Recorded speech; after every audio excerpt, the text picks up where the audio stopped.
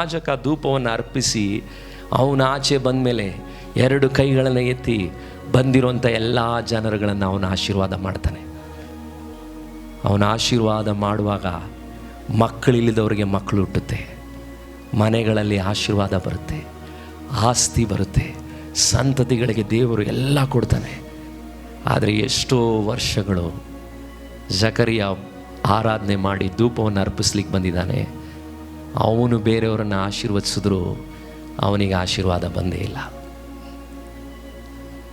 ವಾಕ್ಯಗಳು ನಿಮ್ಗೆ ಅರ್ಥ ಆಗಬೇಕು. ನಿಜವಾದಂಥ ಯಾಜಕ ಯಾರು ಗೊತ್ತಾ? ಅದಕ್ಕೆ ಸತ್ಯವೇದದಲ್ಲಿ ನೀವು ಅರ್ಥ ಮಾಡ್ಕೋಬೇಕು. Only A wounded pastor can become A good shepherd ಅಂತಾರೆ. ಗಾಯಗೊಂಡಂತಹ ಒಬ್ಬ ಸೇವಕ ಮಾತ್ರನೇ ಒಳ್ಳೆ ಕುರುಬನಾಗಲಿಕ್ಕೆ ಸಾಧ್ಯ. ಗಾಯಗೊಂಡಂತಹ ಸೇವಕ, ಗಾಯಗೊಂಡಂತಹ ನೋವಿನಲ್ಲಿ, ರೋಗಗಳಲ್ಲಿ, ಕಷ್ಟಗಳಲ್ಲಿ ಹಾದು ಹೋದಂತಹ ಸೇವಕರು ಮಾತ್ರನೇ ಒಳ್ಳೆ ಕುರುಬರಾಗಿರಲಿಕ್ಕೆ ಸಾಧ್ಯ.